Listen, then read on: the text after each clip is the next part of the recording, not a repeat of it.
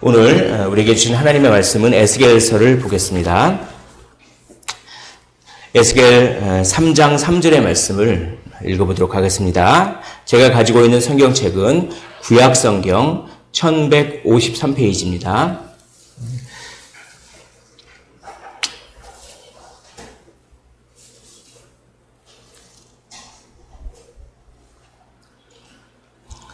레위기와 에스겔을 번갈아 가면서 조금 할 예정입니다. 특별히 에스겔이 이번 기회에 잘 그렇게 보시면 되게 좋을 것 같습니다. 상당히 혼자 읽기 어려운 책인데 이번 기회를 통해서 많은 은혜가 있기를 원합니다. 제가 가지고 있는 성경책 구약성경 1153페이지 에스겔 3장 3절의 말씀입니다. 우리 다 찾으신 줄로 알고 3장 3절의 말씀을 우리 한 목소리로 천천히 한번 읽어보도록 하겠습니다. 시작. 내게 이르시되 인자야 내가 내게 주는 이 두루마리를 내 배에 넣으며 내 창자에 채우라 하시기에 내가 먹으니 그것이 입에서 달기가 꿀 같더라. 아멘. 제가 한 번 더 읽어보겠습니다. 내게 이르시되 인자야 내가 내게 주는 이 두루마리를 내 배에 넣으며 내 창자에 채우라 하시기에 내가 먹으니 그 입이 내 입에서 달기가 꿀 같더라. 아멘. 오늘 특별히 에스겔서 1장부터 3장까지를 한번 정리해 보려고 합니다. 이 에스겔 1장부터 3장은 에스겔의 소명에 관한 그런 말씀입니다. 여기에 너무나 많은 좋은 메시지들이 있어서 정말 제가 이걸 어떻게 전해야 될지 모를 정도로 너무나 아주 황금과 같은 말씀들이 많습니다. 그래서 부족한 제가 이렇게 전할 때 성령께서 역사해 주셔서 이 놀라운 에스겔이 받았던 놀라운 그 영광을 조금이나마 우리가 맛보는 시간 되기를 주님의 이름으로 간절히 축원을 드립니다. 에스겔서를 구조를 보겠습니다. 에스겔서의 구조는 굉장히 간단합니다. 심판하고 회복하고 심판하고 회복합니다. 이스라엘을 심판하고 그리고 이스라엘을 회복합니다. 그런데 그 중간에 열방을 심판합니다. 즉 이스라엘을 심판하기 위해서 사용되었던 그런 민족들 암몬, 모압, 에돔, 블레셋, 두로 이런 민족들을 중간에 딱 심판하고 먼저 유다와 예루살렘을 심판하겠다. 그 내용이 나오고 그리고 열방을 심판하고 그리고 맨 마지막에 33장부터 48장까지는 회복하는 내용입니다. 특별히 이 회복하는 내용 중에서 요 마른 뼈 환상은 잘 알려져 있죠. 마른 뼈에 생기야 들어가라 하니까 마른 뼈가 탁탁탁탁 맞춰지고 거기에 살이 붙고 근육이 돋고 주의 군대가 되는 그런 환상. 이것이 에스겔의 구조입니다. 심판과 회복의 말씀인 것입니다. 그 중에서 오늘은 심판 부분에 있어서 1장부터 3장 에스겔의 소명 부분을 다루도록 하겠습니다. 에스겔이 소명을 받고 심판을 선포하게 됩니다. 근데 심판을 선포하기 전에 먼저 에스겔이 어떻게 소명을 받았는지 그리고 그 소명이 우리에게 어떤 의미가 있는지 한번 되짚어 보도록 하겠습니다. 놀라운 은혜가 있을 줄 믿습니다. 에스겔서 1장 1절부터 3절에는 어떤 시대 배경과 정황이 나옵니다. 거기에 보면 화면을 보십시오. 1장 1절에 30째 해 넷째 달 초닷새 내가 그발강가 사로잡힌 자 중에 있을 때 하늘이 열렸습니다. 하나님의 모습이 내게 보였습니다. 언제요? 30째 해. 이것은 30살, 나이를 뜻한다고 많은 학자들이 해석합니다. 에스겔이 30살 되었을 때 갑자기 하늘이 열리고 하나님의 모습을 보게 됩니다. 그때는 1장 2절에 보니까 여호야긴 왕이 포로로 사로잡힌 지 5년 되던 때입니다. 이 두 개를 종합하면 이렇게 되어 있습니다. 에스겔이 25살 때 포로로 끌려옵니다. 에스겔이 25살 때 포로로 끌려와서 5년 뒤에 30살 때 무엇을 봅니까? 하나님의 모습을 봅니다. 하늘이 탁 열리면서 그리고 여호와의 권능이 내 위에 다 있게 됩니다. 이것이 무엇을 뜻할까요? 이것이 우리에게 뜻하는 것이 있습니다. 바로 이것입니다. 예루살렘 성전에서 5년간 견습생 생활을 하고 제사장 등극을 5년 앞둔 25살 주전 597년에 바벨론 포로가 되었다. 이게 무슨 말일까요? 에스겔은 제사장 가문입니다. 그래서 제사장 가문이기 때문에 제사장이 대를 이어서 제사장직을 합니다. 그런데 20살 때부터 성전에 나아가 견습생 생활을 합니다. 마치 의사가 인턴, 레지던트 생활을 거치듯이 그렇게 견습생 생활을 합니다. 그래서 에스겔은 꿈에 부풀었을 겁니다. 이제 나는 10년 동안 견습생 생활을 하면 이제부터는 나는 30살 되면서부터는 나는 제사장 역할을 하면서 하나님 나라를 위해서 비전을 실현하면서 그 잘 살 수 있을 거야. 이렇게 생각을 했는데 그래서 탁 성전에 20살 때 그냥 20살 때 성전에 들어가서 5년 동안 열심히 견습생 생활을 하고 야 이제 마지막 5년만 더 버티면 돼 라고 했을 때 나라가 망해버립니다. 그리고 바벨론으로 끌려갑니다. 그래서 아무 일도 못하고 있습니다. 그 5년 동안 마치 갑자기 실직을 하거나 그랬을 때 자기의 꿈이 자기와 상관없이 갑자기 이루어지지 않았을 때 그 허탈감 그리고 자기 정체성이 무너지고 나 지금 뭐 하고 있지 여기서? 이렇게 아픔과 고난을 5년 동안 고난의 세월을 살게 됩니다. 바로 이것입니다.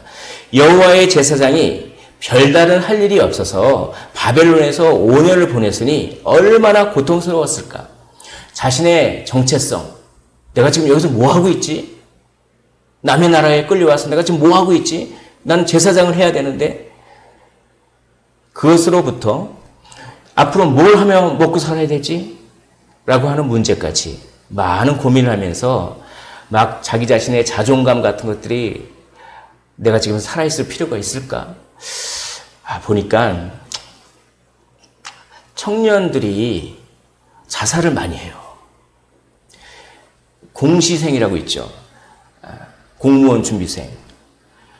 공무원 준비생이 29살짜리가 작년인가요? 자살을 했던 것 같은데 한 5년, 6년 동안 시험을 봤는데 계속 떨어지는 겁니다. 근데 부모님한테 가서 손을 벌리려고 하니까 손 벌릴 수도 없고 그러니 마지막 부모님한테 고향 내려가는 그 도중 어느 휴게소에서 뭐 그렇게 극단적인 마찬가지입니다. 이 25살짜리 청년 에스겔이 나 지금 할 일도 없고 이제 어떻게 된 거지? 나라가 망해서 자존감이 떨어지고 그럴 때 상당히 고민과 고난이 있지 않겠습니까? 내가 가치가 없는 사람이다라고 생각했을 때 사람은 너무 힘듭니다. 내가 그래도 사회에 기여하는 바가 있고 내가 그래도 열심히 조금이라도 벌어서 우리 가정을 위해서 뭔가 좀 하고 뭐 그런 게 없이 그냥 나는 뭐 맨날 놀고 먹는 것 같고 가치가 없게 생각하면 그게 그만큼 힘들 것 같습니다. 에스겔도 마치 그러한 고통을 당하지 않았겠습니까? 그 어린 25살짜리 청년이 근데 그 5년간을 꾹 참았던 것 같습니다. 결국 선지자의 자존감은 완전히 무너져 내렸으며 깊은 좌절과 절망을 맛보았습니다. 그런데도 불구하고 참았습니다. 이게 중요해요. 일단 참았어요. 내 자존감이 막 떨어지더라도 참았어요. 5년 참으니까 30살 되던 해 만약에 바벨론 포로로 끌려가지 않았으면 제사장이 될 그 나이에 이제는 하나님이 내려오십니다. 하나님이 내려와서 이렇게 얘기하는 것입니다. 너는 앞으로 제사장 하지 말고 대신 내가 너에게 사명을 주겠는데 선지자를 해라. 이걸 준 것입니다. 이걸. 그 선지자의 명령이 얼마나 어려웠냐면 벙어리 생활을 7년 반을 해야 되고 막 그래요. 나중에 보면 그렇게 나와요. 근데 그거를 꾹 참고 그걸 다 명령을 준행했습니다. 에스겔이. 왜 그렇게 순종할 수 있었을까요? 이 5년간의 고난의 시기가 있었기 때문에 그렇습니다.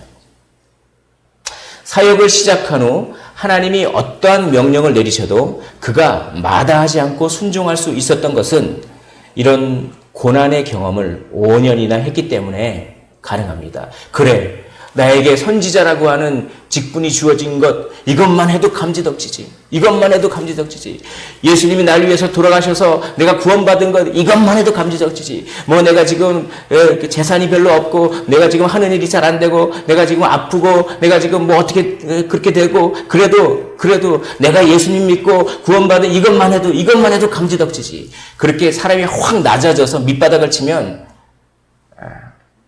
불평할 거리가 없습니다. 모든 것들이 다 순종입니다. 그래서 하나님은 5년 동안 그렇게 청년 에스겔을 고난 가운데 놔두셨던 것 같습니다. 뼈를 깎는 좌절을 통해 철저한 순종을 배웁니다. 그래서 때로는 하나님은 우리에게 철저한 순종을 가르치시기 위해 뼈를 깎는 좌절을 허락하십니다. 그러므로 사랑하는 성도 여러분, 뼈를 깎는 좌절이 있으면 오히려 그것을 선하게 생각하시기를 원합니다. 그래, 이것을 통해서 내가 훈련되어서 이것을 통해서 내가 하나님 나라 일을 더 순종할 수 있겠구나 라고 생각을 전환하시기를 원합니다. 요셉처럼 그렇습니다. 요셉이 그렇게 그냥 억울하지 않습니까? 말실수 조금 했다고 그냥 노예로 팔아먹어가지고 그냥 감옥에서도 누명 쓰고 막. 그런데 창세기 5020 50장 20절에 요셉이 놀라운 고백을 하지 않습니까? 형님들 당신들은 나를 해하려 하였지만 하나님께서 그 악한 것을 선으로 바꾸사 우리 모든 사람을 구하기 위해서 그렇게 하셨습니다 라고 하는 것입니다. 에스겔도 이 고난을 통해서 고난을 딛고 더 철저한 순종을 배웠습니다. 그것이 우리의 그리스도인의 모습이 되어야 할 줄 믿습니다. 자, 그런 다음에 이제 환상을 보기 시작합니다. 환상을 보는데 이 환상이 1장 4절에 이렇게 되어 있습니다. 북쪽에서 북풍이 막 불어옵니다. 북풍이 막 불어와요. 북쪽은 무엇을 가리키냐면 바벨론이 쳐들어온다 이런 뜻입니다. 바벨론이 항상 북쪽에서 쳐들어옵니다. 바벨론이 쳐들어옵니다. 그리고 북풍이 분다는 것은 무엇일까요? 북풍이 분다는 것은 바람이 분다는 것은 하나님께서 임재하신다는 것입니다. 그런데 하나님께서 바람 가운데 임재하시면 대부분 좋은 거, 은혜 주시려고 찾아오십니다. 그래서 그냥 십계명을 받을 때도 막 바람 가운데, 불 가운데, 천둥 가운데 하나님이 임재하셔서 뭐 하셨습니까? 나는 너희의 아버지고 너희는 나의 백성이다 라고 하면서 은혜를 베풀어 주셨습니다. 그런데 이 에스겔이 봤던 환상은 틀립니다. 바로 하나님의 영광이 주의 백성에 임할 때 대개 주님의 은혜로운 임재를 그렇게 느낍니다. 그렇지만 에스겔이 본 하나님의 영광은 주의 백성을 심판하러 오신 것을 보는 것입니다. 이제 환상을 봅니다. 이 환상을 한번 설명해 드리겠습니다. 이 환상이 어렵습니다. 자, 환상을 보면 1장 5절에 보니까 그 속에서 네 생물의 형상이 나타나는데 에스겔 1장 5절에 네 생물이라는 말이 나옵니다. 네 생물이 나옵니다. 이 네 생물은 천사입니다. 천사. 자, 에스겔 1장 15절에 보니까 또 그 네 생물 곁에 바퀴가 있습니다. 바퀴가 그 얼굴을 따라 하나씩 있습니다. 또 1장 26절에 보니까 네 생물 머리 위에 궁창이 있는데 거기 하나님의 보좌가 있습니다. 그러니까 이거를 읽으시면 이해를 잘 못하실 거예요. 그러니까 이것을 그림으로 한번 보여드리면 이렇게 됩니다. 바로 네 생물이 있는데, 그러니까 요런 천사가 4명이 있는 것입니다. 이 천사가 날개가 있고 이 날개 아래에 이렇게 손이 있습니다. 날개가 있고 손이 또 있고 아마 그럴 것 같습니다. 그리고 얼굴이 사람 얼굴이 있고 오른쪽에 사자 얼굴이 있고 왼쪽에 황소 얼굴이 있고 이 뒤편에 독수리 얼굴이 있습니다. 독수리 얼굴이 있고 그리고 이게 관절이 없이 곧습니다. 고다. 딱 곧고 여기는 송아지 발 모양을 합니다. 송아지 발은 동굴에서 방향 전환을 잘 합니다. 자, 이것을 한번 보겠습니다. 사람을 뜻하는 것은 지성이 뛰어나다 이런 뜻입니다. 지성이 뛰어나다. 사람이 하나님 창조한 가장 탁월한 존재입니다. 지성이 있는 존재, 피조물은 사람밖에 없습니다. 사자는 뭘까요? 용기가 있다 이겁니다. 용기. 그 다음에 왕의 위엄이 있다 이런 뜻입니다. 소는 뭘까요? 소는 가축의 우두머리입니다. 모든 가축에 대표하는 것입니다. 소는 뭘까요? 힘이 센 걸로 히브리 문학에서 나옵니다. 독수리는 민첩합니다. 송아지발. 요 송아지발은 방향전환을 잘합니다. 내 얼굴은 모든 방향을 다 바라보고 있겠죠. 그러니까 뭡니까? 사방팔방 모든 곳에 다 지켜보고 있다. 하나님은 다 지켜봅니다. 우리가 어려워도 지켜보고, 우리가 교만해도 그거 지켜보고, 우리가 하나님 말씀 잘 들을 때도 그거 지켜보고, 우리가 조금 죄의 유혹에 빠질 때도 그거 지켜보고, 우리가 작은 신음에 힘들 때도 그거 지켜보고, 하나님 지켜보고, 또 아주 민첩하게 막 움직이십니다. 이쪽 저쪽 막 움직이십니다. 그런 하나님의 활동과 능력과 하나님께서 우리에게 관심을 준다. 이것을 이런 상징 언어로 표현하는 것입니다. 자, 또 보십시오. 또 어떤 환상이 있냐면, 근데 그것이, 여기 보시면 좀 무섭죠. 그것이 불 가운데, 이렇게, 불 가운데. 그런 모양이, 아까 했던 모양이 그냥 나타나는 게 아니라 이 불 가운데 있습니다. 불 가운데. 불 가운데 있어서 날개가 이렇게 맞닿아 있습니다. 그래서 위에서 보면 네모 모양으로 해서 하나님의 보좌를 떠받치고 있습니다. 그렇게, 자, 불 가운데 있다라고 하는 뜻은 뭐냐면, 불순물을 제거한다 이런 뜻입니다. 황금을 불 가운데로 통과시키면 불순물이 제거가 됩니다. 그러니까 이건 뭐냐면 내가 이제 심판하러 온다. 심판하러 오는 것은 너희들을 미워해서가 아니라 너희들의 영적인 불순물을 다 제거해서 그래서 너희들이 영적으로 더 성숙할 수 있도록 그렇게 한다. 이런 의미가 여기 있는 것입니다. 자, 이것을 봤습니다. 이것을 보고 나서 또 바퀴가 있습니다. 바퀴는 어떻게 표현되냐면 바퀴 하나 속에 또 다른 바퀴가 이렇게 있다. 이렇게 성경을 읽어보면 그렇게 되어 있습니다. 지금 시간 관계상 자, 바퀴가 보십시오. 바퀴가 이렇게 있으면 바퀴 안에 또 다른 바퀴가 있고 바퀴 안에 이 눈들입니다. 눈들이 쭉 박혀 있습니다. 바퀴 안에 눈들이 박혀 있다는 것은 뭡니까? 다 바라보고 계신다 이런 것입니다. 다 아까처럼 우리가 어느 곳에 처하든지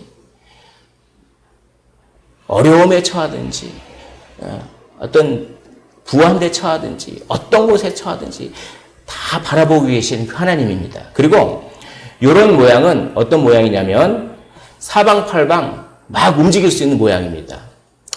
마치 이렇게 360도 회전하는 회전 의자의 바퀴처럼 그렇게 활동성을 말합니다. 그리고 지켜봅니다. 왜 이런 그림을 왜 이런 환상을 하나님께서는 보여주셨을까요? 그렇게 해서 종합해 보면 이렇게 됩니다. 여기 에스겔이 있는데 여기 이렇게 네 천사가 있고 바퀴들이 있고 네 천사가 보좌를 떠받들고 보좌 위에 사람의 모양을 한 하나님이 계십니다. 사람의 모양을 했다는 것은 사람에게 관심이 있다. 우리에게 관심이 있습니다. 관심이 있습니다. 그래서 이것이 그리고 여기 무지개가 이렇게 있습니다. 무지개가 이렇게 다 있고 여기 전부 불 가운데 있고 그리고 막 엄청난 활동과 생기와 생명력이 있는 모습을 그렇게 보여주는 것입니다. 이걸 왜 줬을까요? 이걸 한번 정리해 보겠습니다. 하나님은 능력의 하나님이요, 활동하시는 하나님이요, 생기의 하나님입니다. 요 환상이 우리에게 전해진 메시지는 하나님은 게으른 분이 아니라 일하시는 분이다. 이런 메시지입니다. 하나님은 우리에게 무관심하신 분이 아니라 지켜보시는 분이다. 이런 뜻입니다. 하나님은 신실한 자를 버리지 않는 분이다. 이런 뜻입니다. 이 환상을 도대체 이런 환상을 왜 보여줬을까요? 그 이유는 낙담하고 있어서 그래요. 그들이 포로로 끌려온 바벨론의 포로로 끌려온 그들이 낙담하고 있었습니다. 어떤 식으로 낙담했냐면 아유 하나님이 이제 우리 버렸나 봐. 하나님이 우리 버리니까 우리가 이렇게 끌려오지. 이런 낙담. 또 하나님을 원망하는 원망이 있었습니다. 하나님은 능력이 없으신가 봐. 그래서 바벨론 신한테 져가지고 우리가 바벨론에게 끌려왔겠지. 또 하나님을 무시하는 마음도 있었습니다. 어떤 사람들은 아유 하나님은 게으른가 봐. 하나님은 과거에는 저기 우리가 가나안 땅에 있었을 때 과거에는 일을 많이 하셨는데 이제는 뭐 일도 안 하시고 뭐 우리를 위해 보호해 주시지도 않나 봐. 사람이 좀 뭔가 잘못되면 이상하게 환경 탓을 하고 결국 어디까지 가냐면 하나님 탓을 합니다. 그게 마귀가 그렇게 시켜요. 그래서 욥이 고난을 당할 때 욥의 처가 이렇게 얘기합니다. 네가 믿는 그 하나님을 저주하고 그냥 죽어버려라 이렇게. 그런데 하나님께서 이런 환상을 주신 것은 이런 이야기입니다. 하나님이 이렇게 메시지를 주신 것입니다. 이스라엘이 포로로 잡힌 것은 하나님이 일하시지 않거나 또 관심이 없거나 능력이 없어서가 아니라 너희들의 죄 때문이다.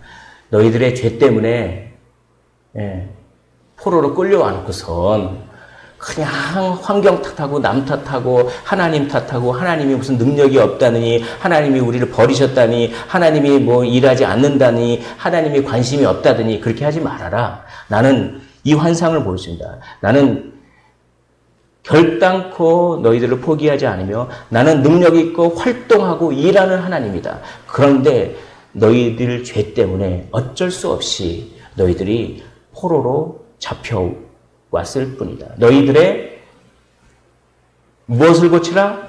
생각을 고치라. 이겁니다.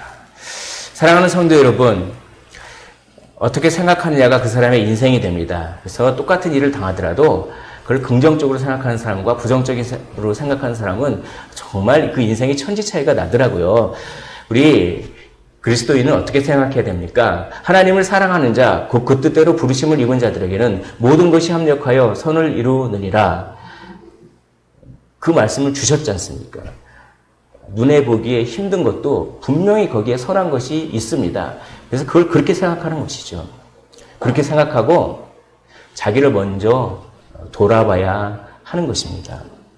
일이 안 풀리거나 고난을 맞이할 때 환경이나 하나님 탓을 하기보다는 먼저 자신을 돌아보고 선한 뜻을 분별해야 합니다. 하나님은 징계를 위해서도 열심히 일하시는 분입니다. 그러나 징계를 위한 징계가 아니라 우리의 영적 성숙을 위한, 불이 그걸 가리킨다고 했죠. 불순물을 제거하기 위한 그런 징계인 것입니다. 그러므로 우리가 일이 안 풀릴 때는 그걸 분별해야 됩니다.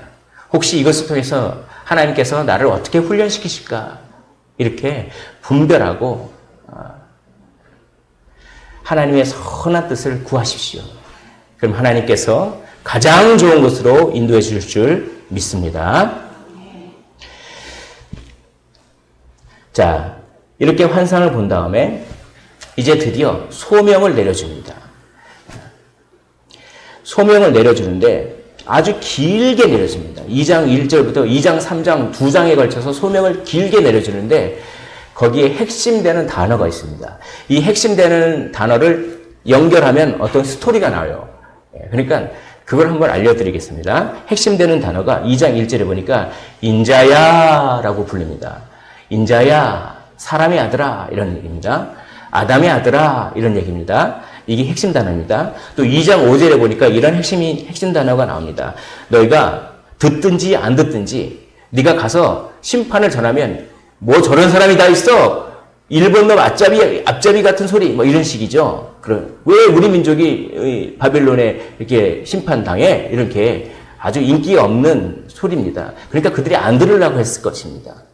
듣든지 안 듣든지 그러나 전파하면 그 가운데 선지자가 있음을 알지니라. 뭐냐면 하나님의 목적은 그들이 이스라엘이 듣고 회개하게 하는 것이 목적이 아니었습니다. 목적은 그들이 나중에 핑계하지 못하게 하는 것이 목적이었습니다. 경고도 안 했잖아요. 그렇게 하지 그런 핑계 되지 않도록. 자, 세 번째 핵심 단어는 2장 10절부터 3장 1절에 이것이 오늘 가장 핵심 단어입니다. 애가와 애곡과 재앙의 말들이 기록된 두루마리가 있습니다. 그 두루마리를 가서 먹으라고 합니다. 그 두루마리에는 뭐가 있냐면 막 곡소리가 기록되어 있습니다. 슬픈 노래가 막 기록되어 있습니다.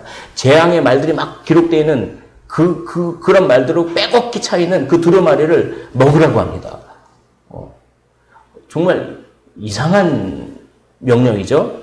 예. 아무튼 일단 말씀드리겠습니다. 근데 그걸 순종합니다. 그렇게 고난을 당했기 때문에 뭐든지 순종하는 거죠. 에스겔은. 그걸 먹으니까 갑자기 그 두루마리를 먹으니까 아주 달콤한 거예요. 그 두루마리가. 이상하지 않습니까? 그 두루마리에 뭐가 써 있습니까? 막 슬픈 곡소리들이 막 써 있고 재앙의 말이 막 써 있고 그러니까 그게 뭐냐면 예루살렘의 심판을 뜻하는 것입니다. 예루살렘의 심판의 메시지를 전하라 이런 뜻입니다. 근데 그걸 먹으니까 꿀같이 달콤합니다. 그것이 핵심입니다. 또 3장 3절에 보니까 내 이마를 화석보다도 굳은 금강석같이 하였으니 라고 하면서 두려워하지 말라. 그들의 얼굴을 무서워하지 말라. 이런 얘기를 합니다. 화석보다 굳은 두려워하지 말라. 무서워하지 말라. 이것이 핵심 포인트입니다. 그리고 3장 16절에 보니까 내가 너를 파수꾼으로 세웠다. 이런 얘기도 합니다. 그리고 마지막 3장 25절부터 27절까지 내가 너를 무리를 시켜서 너를 포박줄로 꽝꽝 동여매겠다. 네가 꼼짝 못하도록 움직이도록 못 움직이도록. 그리고 내가 너를 벙어리가 되게 하겠다. 벙어리가 되게 하겠다. 말 못하는 자가 되게 하겠다. 그런 다음에 그러나 내가 너에게 어떤 말을 줄 때는 한시적으로 네가 말을 할 수 있을 것이다. 예, 도대체 이게 무슨 명령입니까? 길게 요거를 연결해서 스토리를 한번 만들어 보겠습니다. 한번 화면을 한번 보시겠습니다. 인자야 이거는 아담의 아들아 이런 뜻입니다. 첫 번째 아담 어떻게 만들었습니까?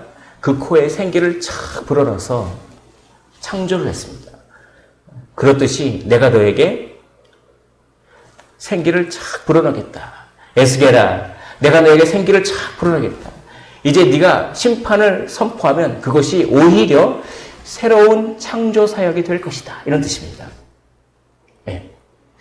그런데 새로운 창조 사역인데 그 사역이 너무 어렵다. 인기가 없는 말을 전하기 때문에 내 사역이 너무 어렵다. 내가 그들에게 회개를 기대하지 않는다. 이런 뜻입니다. 선지자가 있음 이거는. 그러나 그 이유는 내 사역이 어려운 이유는 네가 혹독한 심판을 선언하기 때문에 어려울 것이다. 그러나 두루마리를 먹고 이 말은 뭐냐면 그것이 순종하기 어렵지만 만약에 그것을 순종하면 너에게 하나님의 권위가 생긴다. 이것입니다. 사랑하는 성도 여러분, 우리가 복음 전할 때 좀 당당할 필요가 있습니다. 왜냐하면 우리 안에 하나님의 말씀이 들어있기 때문에 우리는 하나님의 말씀을 전할 때 듣든지 안 듣든지 전할 때 우리는 하나님과 같은 권위를 가지게 되는 것입니다. 이런 뜻입니다. 근데 이 순종하기 어렵지만 순종하면 내게 권위를 생긴다 해가지고 그 순종하기 어려운 것들을 순종했습니다. 두루마리를 먹었습니다. 그랬더니 꿀처럼 답니다. 이건 뭐냐면 그 두루마리에는 애가와 애곡과 막 그런 아주 심판의 말들이 써 있었는데 그게 왜 꿀처럼 답니까? 이런 뜻입니다. 심판이 약이 될 것을 기대한다. 이런 뜻입니다. 심판 후에 용서와 자비가 있을 것이다. 이것을 기대하는 것입니다. 여기까지. 자, 내가 너에게 아담처럼 생기를 준다. 너에게 새로운 창조 사역이 시작될 것이다. 그러나 내 사역은 어려울 것이다. 왜냐하면 너는 혹독한 심판을 선언하기 때문에 어려울 것이다. 그러나 그것이 순종하기 어렵지만 순종하면 너에겐 권위가 생길 것이고 그리고 심판도 약이 될 것이다. 이런 얘기입니다. 자, 후반부. 그런 다음에 내 이마를 화석보다 굳은 금강석같이 할 거니 두려워하지 말라. 그리고 그들의 얼굴을 무서워하지 말라. 그 유다 이스라엘 사람들이 너에게 무섭게 하는 것을 두려워하지 말라. 내가 너를 굳세게 할 것이다. 이런 뜻입니다. 여기서 내 이마를 화석보다 굳은 이라는 말은 굳세게 한다는 얘기입니다. 굳세게 한다. 내 이마를 굳세게 하겠다. 이런 뜻입니다. 그런데 에스겔이라고 하는 이름의 뜻이 뭔지 아십니까? 에스겔이라고 하는 사람의 이름의 뜻은 하나님이 굳세게 하신다. 이런 뜻입니다. 그러니까 이게 언어 유의를 쓴 것입니다. 그러니까 이렇게 합니다. 내가 내 이마를 에스겔 하겠다. 이런 뜻입니다. 에스겔아, 내가 너를 에스겔 하겠다. 내가 너를 굳세게 하겠다. 그러니 두려워하지 말라. 그들의 얼굴을, 그들이 인상 구겨지는 것을 두려워하지 말고 복음을 전해라. 이런 뜻입니다. 그리고 너에게 파수꾼을 사명을 준다. 즉 침묵하지 말아라는 것입니다. 침묵하면 너에게 책임을 묻겠다라는 것입니다. 그러나 너는 침묵하게 될 것이다. 침묵하지 말라고 해놓고서 또 너는 침묵하게 될 것이다. 이상하지 않습니까? 그러나 이게 이런 뜻입니다. 하나님이 말씀이 주어졌을 때만 너는 말할 수 있고 그때 침묵해서는 안 된다. 이런 뜻입니다. 이것은 에스겔의 몸과 에스겔의 혀, 에스겔의 전부가 다 하나님께 포로가 되었다. 이런 뜻입니다. 우리는 어떻습니까? 우리는 우리가 하고 싶은 말, 우리가 하고 싶은 말에는 원래 벙어리가 되어야 합니다. 우리가 하고 싶은 말에는 벙어리가 되고 하나님께서 우리를 통해 하고 싶은 말에는 침묵하면 안 됩니다.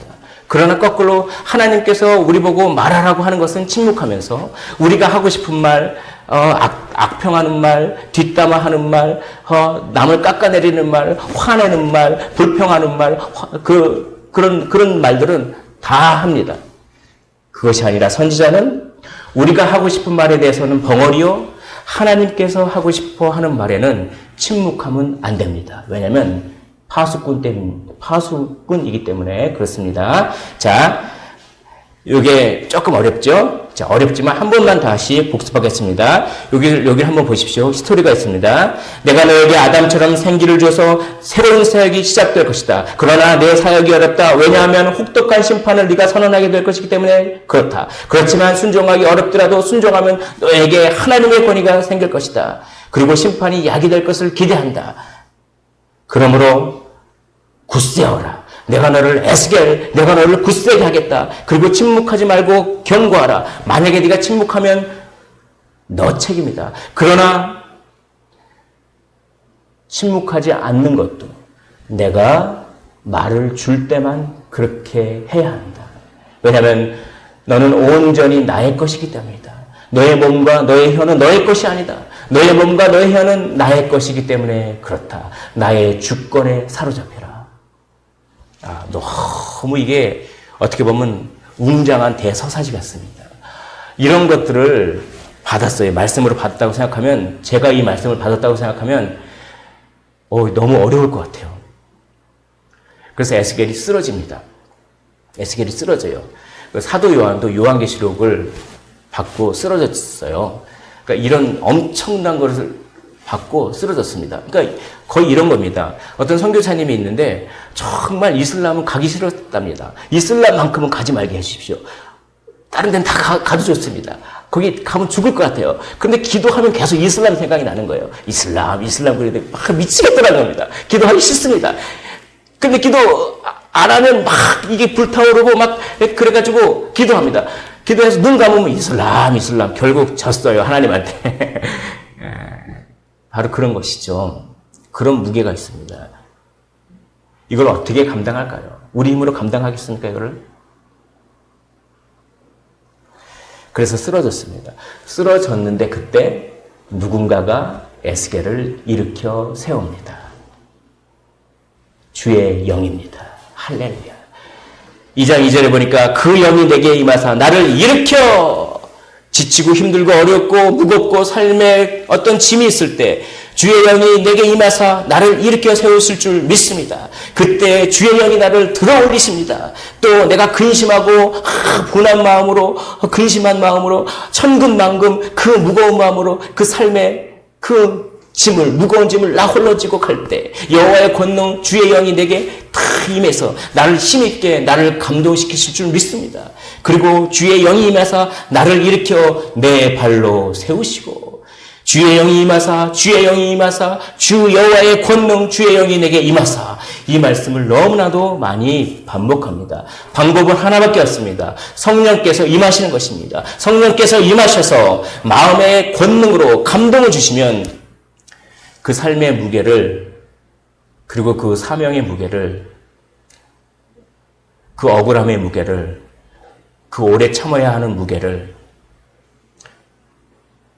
그 두려움, 그 불안함, 그 모든 무게를 이길 수 있습니다. 선지자의 삶은 하나님께 온전히 사로잡힌 삶입니다. 그분의 영광, 그분의 사명, 그분의 주권, 그분의 영에, 그분의 성령에 온전히 사로잡힐 때 그를 굳세게 하실 것입니다. 그를 에스겔 하실 것입니다. 그러므로 삶을 두려워하지 마십시오.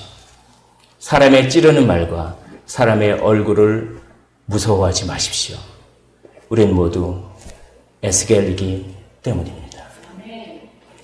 사로잡힌 삶, 하나님의 영광에, 하나님의 사명에, 하나님의 주권에, 하나님의 성령에 이것은 우리가 말씀을 받아 먹을 때 생기는 현상입니다.